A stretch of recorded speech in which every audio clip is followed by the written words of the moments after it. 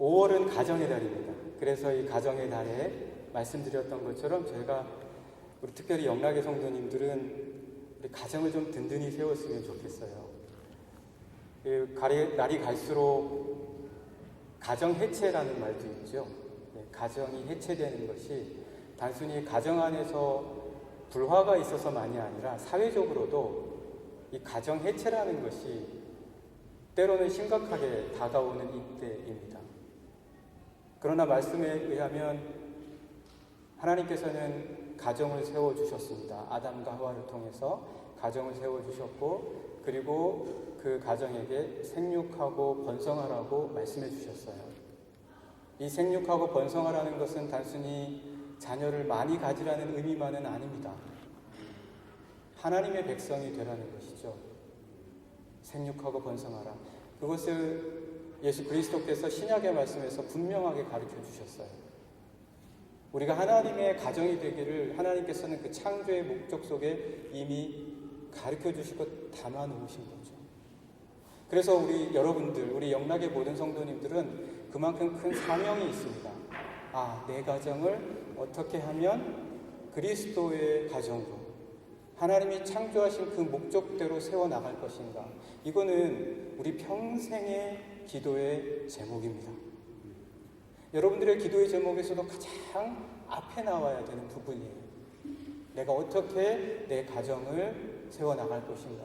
저절로 된다라고 생각하시는 분은 안 계시겠죠. 결혼만 하면 저절로 되겠지. 절대 그렇지 않아요. 결혼만 한다고 해서 가정이 저절로 세워지냐, 그리스도의 가정이 되어지냐, 그거는 절대 안 되거든요. 그러니까 우리가 함께 기도하면서 하나님의 뜻을 묵상하면서 찾아가야 됩니다. 오늘 그 가운데의 하나로서 저희가 오늘 창세기의 말씀을 통해서 여러분들과 함께 이 부부의 본래적인 의미, 그리고 이 오늘 본문에서 공독해 주신 것처럼 이삭과 리브가가 만나는 장면이 나와요. 제가 이 부부는 누구인가라는 이 말씀을 생각하면서 곰곰이 여러 가지 말씀이 있어요. 예를 들어서 신약의 에베소서나 골로새서에 가면 그 에베소서나 골로새서의 부부관계에 대해서 신학적으로 사도 바울이 정의 내려준 게 분명하게 있어요. 그래서 제가 이 신약의 에베소서나 골로새서의 말씀을 함께 나눌까 생각도 하다가 그것보다는 우리가 이야기식으로 부부에 대한 말씀을 나눌 때 더 우리가 잘 들을 수 있겠다라는 생각이 들어서, 특별히 우리 영락 공동체 성도님들 많은 분들이 젊은 부부들이시잖아요. 그래서 같이 이 본문을, 사실 이 본문은 제가 예전에 한번 한 가정과 함께 나눈 적이 있는 말씀이기도 한데 너무너무 은혜로웠어요. 그래서 이 말씀을 나누면서 여러분들과 함께 부부는 도대체 누구인가? 이삭과 리브가가 도대체 어떻게 만남을 갖게 되는가? 그래서 어떻게 부부가 되는가? 그 과정을 한번 보면 우리도 어떻게 부부가 돼야 되는지에 대한 하나의 성서가 주는, 하나님이 우리에게 보여주시는 모델을 발견할 수가 있을 것 같아요. 그래서 오늘은 여러분들과 함께 이 창세기 24장의 말씀을 함께 나누면서 은혜를 받고자 합니다. 며칠 전이죠? 며칠 전에 그 반젤리스 아시죠? 모르시는 분도 계십니다. 그러나 그렇게 중요한 건 아니고요. 제가 일전에 불의 전차라는 영화를 소개해 드렸는데 그 불의 전차에 나오는 영화 주제가를 이 반젤리스, 그리스 출신의 작곡가죠. 이 반젤리스가 작곡을 했는데 이분이 얼마 전에 세상을 떠났더라고요. 한 3일 전인가요?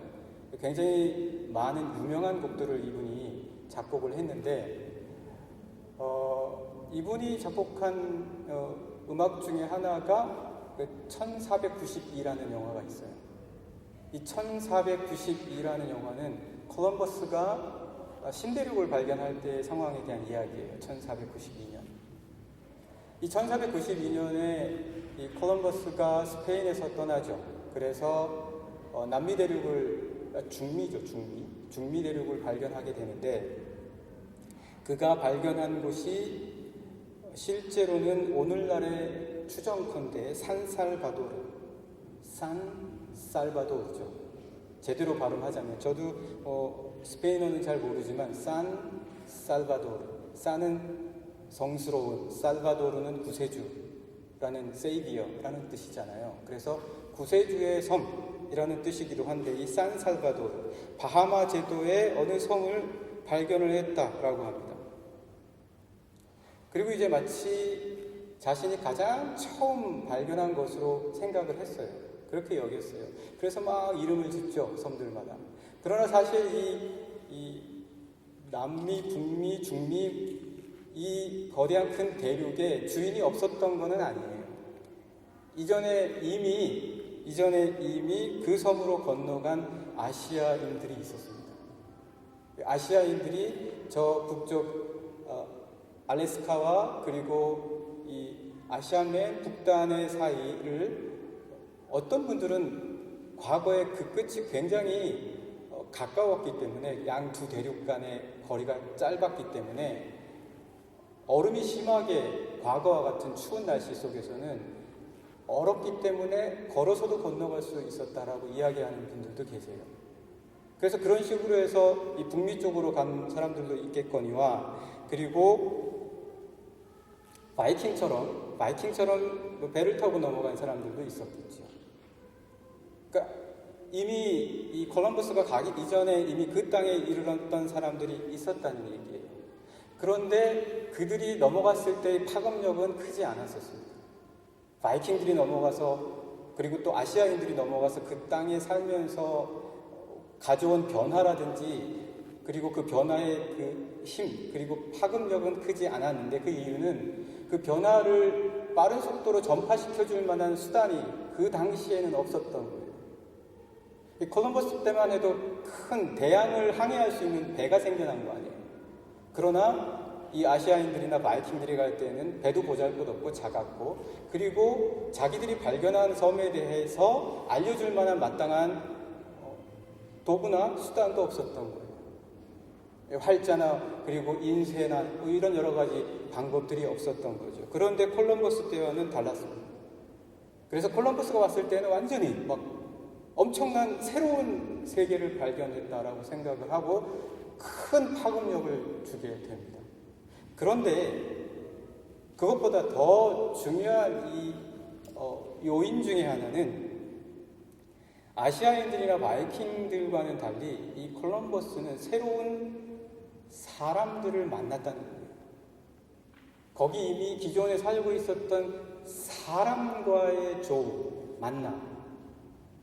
사실 새로운 대륙에 가서 자연이나 아니면 그 땅을 얻고 그러한 것들을 동물이라든지 이러한 것들을 맞이하는 것은 그다지 놀라움을 줄 수는 있겠지만 굉장히 큰 이거는 새로운 것이다, 새로운 세계다 라고 할 만큼의 영향을 주지 못합니다.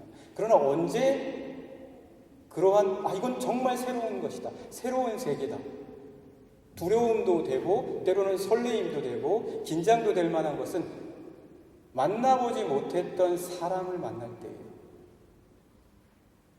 그래서 이 콜럼버스가 가서 정말 이게 새로운 세계구나 라고 알게 되었던, 정말 그들이 그렇게 긴장하면서 그 땅을 들어가서 보고 그리고 또 그 땅에 거주하고 정착하게 된 것 중에 하나는 가장 큰 그들에게 파급해서 준 것은 바로 새로운 사람들과의 만남이라는 것이죠. 우리도 여러분들 살아가시다 보면 새로운 것을 많이 접할 수 있어요. 새로운 나라에도 가보실 수 있고 새로운 것들을 접할 수도 있고 매해마다 아이폰, 갤럭시 전부 다 신제품이 나오잖아요. 새로운 거 맞이할 수 있어요. 그러나 정말 여러분의 삶에 잊을 수 없을 만큼의 아니면 여러분의 삶의 세세한 부분까지 바꿔줄 수 있을 만한 만남은 사람과의 만남이에요. 사람과의 만남. 오늘 본문의 말씀을 한번 잠깐 볼까요? 오늘 본문의 말씀 61절, 62절의 말씀을 잠깐 보시면요. 리브가가 일어나 여자 종들과 함께 낙타를 타고 그 사람을 따라가니 그 종이 리브가를 데리고 가니라. 62절. 그때에 이삭이 브엘라헤로이에서 왔으니 그가 네게브 지역에 거주하였습니다. 이 말씀 아마 다 아실 거예요. 우리가 새벽에도 늘 통독하고 하는데 다 아실 텐데 혹시 모르시는 분이 계실까봐 제가 약간만 아주 짧게 말씀을 드릴게요. 아브라함을 하나님께서 부르셨잖아요. 그래서 밧단 아람, 하란에서 가나안, 지금의 이스라엘 땅으로 와서 살게 돼요. 그리고 나서는 그의 아내 사라가 죽게 되죠. 사라가 죽은 다음에 자기의 아들 이삭을 이제 결혼을 시켜야 되겠다라는 생각을 하게 돼요.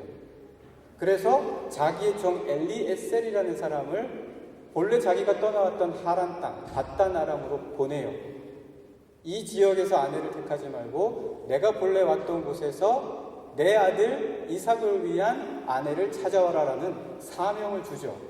그래서 그 사명을 받고 엘리에셀이 갔다가 그곳에서 정말 하나님의 인도하심으로 리브가라는 아브라함의 그리고 사라의 친척을 만나서 이 리브가라는 사람을 데리고 다시 돌아오는데 아직 이삭이 살고 있던 성 안에 들어가기도 전에 야외에서 들에서 이 리브가 일행 엘리에셀이라는 종이 모셔오는 리브가 일행과 이삭이 만나게 됩니다. 서로 모르는 사이죠. 그때의 장면이에요. 자, 그럼 보시면 말씀에 이 만나는 이 장면이 어떻게 묘사되어 있냐는 거예요. 이 만나는 장면이 어떻게 묘사되어 있냐면요, 공통점이 있어요. 리브가의 관점에서 그리고 이삭의 관점에서 둘 다 이 만나는 장면이 공통점이 있어요. 어떤 공통점이냐면 내가 보자마자 막 한눈에 반했다. 그런 것도 될 수 있겠죠. 내가 볼 때 저 사람이야말로 내 사람이다라는 확신이 들었다. 이런 것들도 될 수 있겠죠. 여러분들도 아마 만남에서 다양한 그런 여러분들의 마음속에 들어왔던 변화들이 있었을 거예요. 그런데 이제 여기 리브가하고 이삭에서는 눈을 들었고 그리고 보았다. 그게 공통적으로 나와 있어요. 눈을 들었고 그리고 보았다. 이게 뭘 의미할까요? 61절 말씀 보시면 리브가가 일어나 여자 종들과 함께 낙타를 타고 그 사람을 따라가니, 그러니까 밧단 아람에서부터 당신과 결혼할 내 주인의 아들 이삭하고 만나서 결혼하시겠습니까? 그랬더니 리브가가 하겠다라고 동의한 다음에 이 엘리에셀을 따라서 왔다는 이야기예요. 그래서 그 종이 리브가를 데리고 갔다는 거예요. 그런데 이 62절에서 그때 이삭이 부엘라헤로이에서 왔는데 그가 네게부 지역에 거주하고 있었다는 거예요. 그리고 나서 63절, 64절 한번 보세요. 이삭이 저물 때 들에 나가 묵상하다가 그 다음에 어떻게 되죠? 눈을 들어 보았다는 거예요. 눈을 들어 보았다. 그랬더니 낙타들이 왔다는 거예요. 자, 그러면 64절 리브가는 또 어때요? 리브가도 64절에서 리브가가 눈을 들었죠. 그렇죠? 눈을 들어 이삭을 바라봤어요. 그리고 낙타에서 내렸어요. 일반적으로 무언가를 본다라고 할 때는 그냥 단순히 본다라고도 성서에서는 굉장히 많이 표현되어 있어요. 그런데 그렇게 표현이 되어 있지 않고 눈을 들어 보았다라고 표현된 것도 있어요. 여기 오늘 본문의 말씀이 그 중에 하나예요. 눈을 들다 한 때의 이 들다라는 말씀은 히브리어로 나사예요. 이 나사는요, 단순히 드는 것만은 아니에요.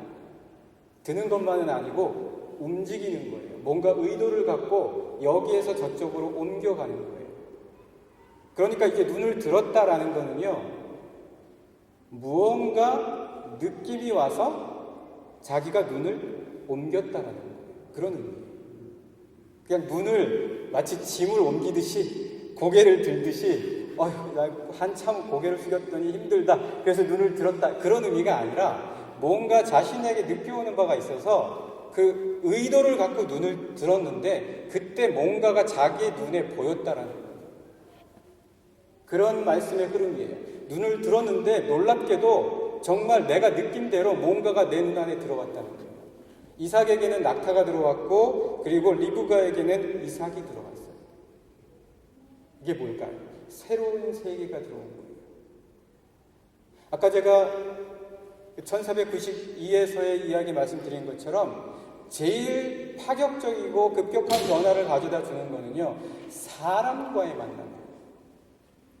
사람과의 만남. 여러분들이 누구와 만나느냐에 따라서는 그냥 생명이 없는 것들과의 만남보다 훨씬 더 다른 변화를 여러분들에게 가져다 줘요. 그런데 지금 이삭과 리브가는 뭔가가 좀 자신들에게 느껴지는 바가 있어서 눈을 들었는데 정말 내 눈 안에 새로운 세계가 들어왔다는 거예요. 자, 이거를 조금만 더 생각해 보면요, 다른 세계. 이삭에게 있어 리브가는 완전히 다른 세계예요. 저 바다나람에서 왔어요. 자기는 가나안에서 태어났어요. 이스라엘에서 태어났어요.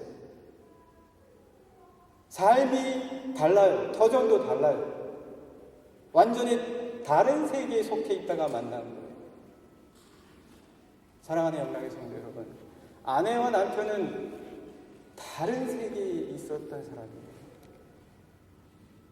다른 세계를 갖고 있어요. 아무리 내가 하나로 함께 했다 할지라도, 같이 부부가 되었다 할지라도 달라요. 한참을 살았는데도 여전히 같아지지 않는 게 있어요. 다른 세계예요.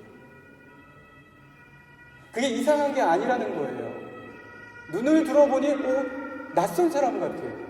눈을 들어보니 이렇게 아직까지도 나하고 다른 면이 있다는 거예요. 눈을 들어보니까 생소해 아직까지. 하나도 이상한 거 아니에요. 다른 세계에 있었던 거예요. 다른 세계를 갖고 있어요. 아담과 하와가 만들어질 때는 어떻죠? 다른 반쪽이에요. 똑같은 오른쪽이 아니고 하나는 오른쪽, 하나는 왼쪽이란 말이에요. 왼쪽과 오른쪽은 달라요. 아담은 구분하는 것은 약간 이상하기는 하지만, 아담이 오른쪽이라면, 하와가 오른쪽이라면 아담은 그 반대쪽, 같은 쪽이 아니라는 얘기예요.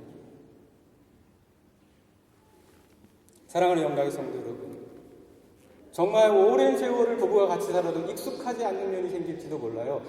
끝까지 안 바뀌고 다른 채로 남아있을지도 몰라요. 그것을 누리세요. 그것이 나와 함께 온전하게 맞출 수 있는 하나님이 내게 주신 부분이라고 생각하시고 기도하세요. 하나님께서는 우리가 알지 못하는 놀라운 면들을 우리들에게 부어주세요. 다르다는 것이 오히려 축복일 수 있어요. 나를 온전하게 만들어주기 때문에. 다른 세계, 그 다른 세계가 내 안에 들어왔다는 게 얼마나 감사해요? 얼마나 신기해요? 얼마나 놀랄만한 일이에요? 힘들다라고만 생각한다면 정말 그것 때문에 계속 힘들어질 거예요. 하나님께 기도하십시오. 이 다른 세계라는 거, 다른 세계에서 눈을 들어 보았을 때 낙타를 타고 오고, 눈을 들어 보았을 때 저기에서 배회를 하면서 온다? 낯설잖아요. 그러나 함께 하나 될 수 있는 우리 그리스도인들에게는 그러한 부분이 분명히 있을 줄 믿습니다. 부부는 그렇게 다른 쪽이다 라는 생각, 우리가 한번 첫 번째로 나누어 보았습니다.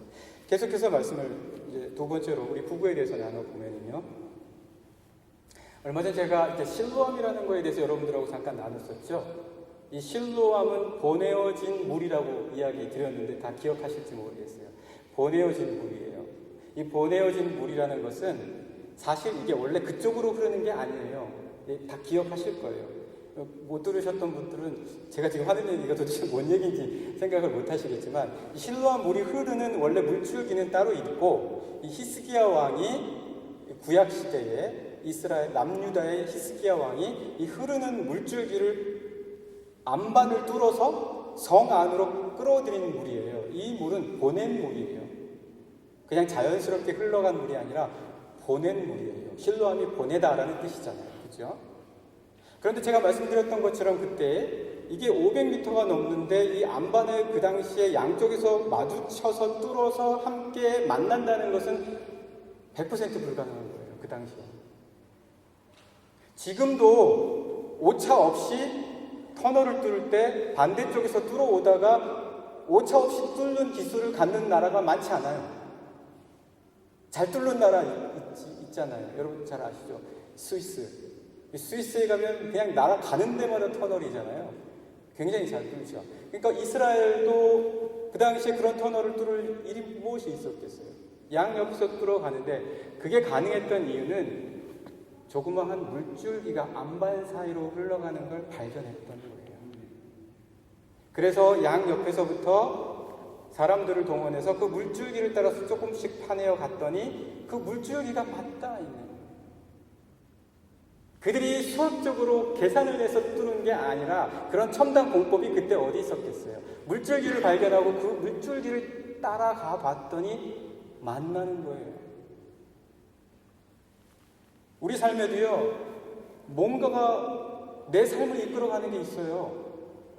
그래서 그 삶을 따라가다 보니까 누군가 만나는 사람이 있단 말이에요. 그런 거 없는 것 같나요? 저만 그렇게 만났나요? 여러분들 다 그런 만남이에요. 뭔지는 모르지만 하나님께서 주신 삶을 살면서 때로는 기도하고 때로는 하나님 이 길로 갈까요? 그렇게 고민도 하고 때로는 선택도 하고 때로는 선택 안 하고 다른 걸 택하기도 하면서 가다가 보니 만남이 있었다는 거예요. 이 이삭과 리브가가 눈을 들어서 두 사람이 서로를 봤잖아요. 다른 세계의 사람이 오는 걸 봤잖아요. 그때 이삭은 묵상 중이었다라고 해요. 이삭은 묵상 중이었다. 이 묵상에 대한 의미도 여러 가지 깊은 의미들이 있는데, 이따가 잠깐 말씀 나눌 기회가 되면 제가 말씀을 드리고, 근데 리브가는 그거를 배회라고 또 표현하기도 합니다. 그리고는 리브가가 뭐라고 하냐면 이삭을 향해서 이렇게 이야기해요. 저기서 나를 향해 마주오는 사람이 누구인가? 마주오는 사람이 누구인가? 마치 하나의 선으로 이어지듯이 나로 하여금 끌려오듯이 내 삶 속으로 들어오고자 하는 마치 저 사람과 이어질 것만 같은 나를 향하여 마주오는 저 사람이 누굽니까? 아직 누군지도 몰라요. 아니, 이 거리가 한 600km 돼요. 바단 아람에서 이스라엘까지 600km 되는데 600km 오는 동안 얼마나 많은 사람을 만났겠어요, 그 당시에. 그 여러 상인들도 만났을 거고 거주민들도 만났을 거고. 그런데 왜 이때 이 말을 하냐는 거예요. 나를 향해 마주오는 저 사람이 누굽니까? 라는 이 말을 왜 했냐라는 거예요. 인도하심이죠. 인도하십니다. 65절 한번 말씀 보실까요? 65절. 종에게 말하되 들에서 배회하다가 우리에게로 마주오는 자가 누구냐? 그냥 배회하는 거는 그냥 도는 거예요. 배회하는 거는 자기가 그냥 생각 없이 돌 수도 있고 어떤 이유 때문에 돌 수도 있어요. 그러다가 끝날 수도 있어요. 그런데 거기서 멈추지 않고 지금 이 사람이 어떻게 하고 있어요? 마주오고 있어요. 우리들의 삶에서 이 부부 관계의 이 만남은 마주오는 거예요. 여러분 아직 결혼 안 하신 분들은 누군가가 마주오고 있어요. 마주오고 있는 이 삶에서 그 마주오게 하시는 분이 누구냐는 거예요. 계속해서 말씀 보시면 종이 이르되 이는 내 주인입니다. 모르고 물어본 거예요. 그러니까 저기서 누군가가 나한테 오는데 좀 이상하단 말이에요. 내 인생의 삶에서도 누군가를 만날 때 누군가 나를 향해 온다라는 그런 느낌이 있단 말이죠. 나에게도 있고 그 사람에게도 있고 그것이 마치 하나의 선처럼 서로를 향해 끌어당긴다라는 거예요. 아니나 다를까 이 종이 엘리에셀이 무엇이라고 얘기하냐면 이는 내 주인입니다. 만남이에요. 마주오고 있는 것을 안 거예요. 먼 600km, 그 당시 600km는 어마어마한 거리고 그 당시에 바단 아람과 이 이스라엘에서는 서로가 알래야 알 수 없는 관계예요. 알 수 없는 관계가 이런 만남을 갖는다는 거예요. 여러분들의 만남도 한번 보세요. 청년의 때부터 미리 알고 아니면 어렸을 때부터 미리 알고 만난 만남이 어디 있겠어요? 아니 설령 알았다 할지라도 내 옆에 같이 함께할 동반자라는 사실을 어떻게 깨달았겠어요? 전혀 모르죠. 그래서 이런 얘기도 하죠. 아이고 그때 내가 너하고 살 줄은 내가 정말 꿈에도 생각 못했어. 막 이렇게 얘기 나누는 분들도 제가 좀 봤어요. 그때 리브가가 어떻게 하죠? 너울을 가지고 자기의 얼굴을 가립니다. 이게 뭐죠? 존경이죠. respect. 존중해 주는 거예요. 여러분 한번 생각해 보십시오. 아까 제가 설명해 드린 것처럼 아브라함이 아무것도 모르고 누가 과연 내 아들의 아내가 될지도 모른 채 엘리에셀을 보내는 것, 이게 과연 가능한가요? 그 종 엘리에셀이 그 말을 듣고 그저 출발해서 나아가는데 그 600km의 길을 오가면서 무사히 돌아올 수 있는지에 대한 것, 뿐만 아니라 리브가가 생면부지의 사람을, 아무리 그 당시가 가부장적인 시대라고 할지라도 전혀 알 수 없는 상태에서 가족들도 반대했어요. 처음에 리브가의 가족은 떠나려고 할 때 자꾸 머무르게 하죠. 그런데 이 리브가가 결단하고 따라왔다라는 것, 이 모든 것들 사이에서 과연 이게 어떻게 만난다는 이 만남이 몇 퍼센트 가능성이 있는 겁니까? 인도하심이죠. 여러분의 만남에 대한 인도하심의 확신을 가지라는 이야기예요.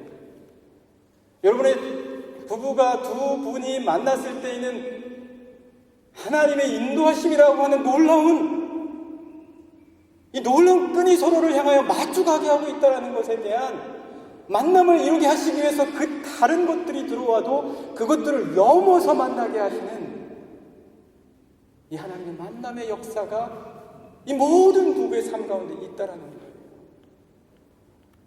그것을 믿으시라는 거예요. 믿으십니까? 부부들은 다 아멘 하셔야 되는 거 아니에요? 믿으십니까? 네. 하나님께서 만남을 이루어지게 하셨습니다. 마주 바라보게 하셨어요. 부부는 다른 세계라고 말씀드렸죠. 그렇지만 마주 볼 수 있어야 돼요. 항상 같은 방향으로 갈 수 있어야 돼요. 그래서 서로가 하나가 될 수 있어야 돼요. 다른 세계이지만 마주 보고 가서 함께 할 수 있는, 하나가 될 수 있는 부부예요. 놀랍죠? 부부가 가능해요. 부부만 가능해요. 자, 그러면 우리가 이제 세 번째로 더 말씀을 나눠보면, 마지막으로 세 번째 한번 부부에 대해서 이야기 나눠보겠습니다. 물론 이게 우리가 사실 부부가 너무 오묘한 거기 때문에 이 부부는 하나님께서 세워놓으신 거잖아요. 이 부부를 통해서 하나님과 교회, 그리스도 예수와 교회의 관계도 볼 수가 있어요. 사도 바울이 그랬잖아요. 그러니까 우리가 지금 짧게 한 30-40분 이야기해서 이 부부 관계를 다 설명할 수가 없어요. 굉장히 비밀스럽지만 정말 깊이가 있는 가장 기본적인 관계가 부부죠. 여기서 뭐가 다 생겨나고 시작되는 거예요. 그런데 이제 그렇지만 우리가 이 주어진 말씀 안에서 보게 되면 이 이삭이 그래서 마주 와서 만나잖아요. 아마 이 말씀의 구조를 보게 되면 아버지가 한 계획을 이 아들 이삭에게 구체적으로 얘기 안 했을 수도 있어요. 그래서 이 엘리에셀 종이 이삭을 만나서 다 이야기를 한다고 나와요. 그래서 가능성은 두 가지예요. 아버지 아브라함이 전에 아들 이삭을 모리아산에 바칠 때에도 미리 사전에 한 번도 얘기를 해준 적이 없어요. 그냥 데리고 갔어요. 그런데 이 두 번째도 아마 그럴 가능성도 있어요. 아마 이야기해줬다고 해도 짧게만 이야기해줄 수도 있어요. 그래서 오늘 여러분들 말씀 66절을 보시면 종이 그 행한 일을 다 이삭에게 아뢰었다라고 이야기해요. 그러니까 지금 이게 어떻게 돌아가는 상황인지, 자기와 함께 온 이 낙타를 타고 있다가 내려온 여인이 누구인지를 다 설명해 주는 거예요. 처음 보는 거죠. 그런데 이 처음 보는 이 여인에게 이 이삭이 그 얘기를 다 듣고 어떻게 하나요? 어떻게 하죠? 한번 말씀을 보시면 66절, 67절이요. 종이 그 행한 일을 다 이삭에게 아뢰매. 67절. 이삭이 리브가를 인도하여 그의 어머니 사라의 장막으로 드리고 그를 맞이하여 아내로 삼고 사랑하였으니 이삭이 그의 어머니를 장례한 후에 위로를 얻었더라. 이 너무 아름답지 않나요? 처음 보는 여인이에요. 어떤지 알지도 못해요. 그냥 이제 처음으로 엘리에셀에게 무슨 얘기인지 다 듣고 난 다음이에요. 근데 그 엘리에셀이 무슨 얘기를 했겠어요? 여러분 생각해 보세요. 아버지의 뜻, 어머니 사라의 마음, 그리고 하나님의 인도하심. 이 얘기 하지 않았겠어요? 그러니까 그 다음에 이삭이 이 여인에게 어떻게 하죠? 첫 번째, 인도하여 드리는 거예요. 이삭이 67절, 이삭이 리브가를 인도하여 그의 어머니 사라의 장막으로 드렸다. 인도하여 드리는 거예요. 이 여인이 얼마나 당황스럽겠어요. 지금 처음 와가지고 낯선 상황에서 그저 따라온다고 해서 온 여인이에요. 누구 하나 믿겠어요. 이제 내 신랑이 될 사람. 그때 이삭이 어떻게 했냐라는 거예요. 인도해 주는 거예요. 인도해 주는 거예요. 무엇을 해야 하고, 여기서 이 상황이 어떤 건지에 대해서 당혹스러워할 수도 있고, 낯설어할 수도 있고, 두려워할 수도 있는 이 여인에게 인도해서 드린다. 첫 번째, 인도해서 드렸다. 두 번째, 이삭이 또 어떻게 하죠? 사라의 장막으로 드리고, 그 다음에 어떻게 해요? 그를 맞이하여 아내로 삼았다. 여기 맞이하여 아내로 삼았다. 그냥 맞이하여라고만 한다면 그냥 손님으로 맞이하는 걸 수도 있어요. 그런데 그게 아니라 맞이해서 그 다음에 어떻게 했어요? 아내로 삼은 거예요. 그럼 두 번째 뭐예요? 인정한 거예요. 그 여인을 그대로, 그 모습 그대로 인정한 거예요. 판단하지 않아요. 평가하지 않아요. 이 여인이 말이야, 다 좋은데 이게 좀 안 좋네? 어쩔 수 없지. 이 여인이 말이야, 이게 좀 이랬으면 더 좋겠어. 판단하지 않고 있는 모습 그대로 인정하고 받아들였다라는 거예요. 이삭이 두 번째, 부부간의 판단이 있으면 안 돼요. 세 번째 뭐죠? 사랑하잖아요. 이 사랑에 대해서는 할 말이 많지만 여기서 그냥 사랑했습니다. 그냥 사랑했다라는 것만으로도 여러분들은 이게 무슨 의미인지 다 아실 거예요. 그러니까 어떤 일이 벌어지죠? 그의 어머니를 장례한 후에 위로를 받습니다. 이거는 자기들이 한 게 아니에요. 위로는 자기들이 막 만들어낸 게 아니에요. 위로는 받은 거예요. 위로는 받은 거예요. 사랑하는 영락의 성도 여러분, 하나님께서 위로를 주셨단 말이죠. 어떨 때 주셨어요? 이렇게 했을 때, 이 세 가지를 했을 때, 가정 안에서는 위로가 있어야 돼요. 가정 안에서 위로가 있어야 돼요. 그 위로가 있기 위해서 어떻게 해야 돼요? 제가 말씀드린 것처럼 첫 번째 인도해 주는 것, 두 번째 인정해 주는 것, 세 번째 사랑하는 것. 이게 있어야 위로가 있어요. 이삭만 한 거 아니죠? 리브가는 어떻게 했어요? 얼굴을 가렸잖아요. 리스펙트, 존중해 줍니다. 이게 위로가 풍성한, 이 위로는 하나님이 주시는 거예요. 하나님의 사랑이 가득한 가정이 되게 하는 길이다라는 거죠. 자, 부부는 이런 겁니다. 인도해 주는 게 있어야 되고요, 인정해 주는 게 있어야 되고요, 사랑이 있어야 됩니다. 그래야 하나님이 부어주시는 거예요. 인간이 스스로 만들어낼 수 없는 것을 하나님이 채워주시는 거예요. 부부는 이렇습니다. 사랑하는 영락의 성도 여러분, 저희가 6월 셋째 주, 넷째 주, 7월 첫 주까지요, 3주에 걸쳐서 아버지 학교를 실시해요.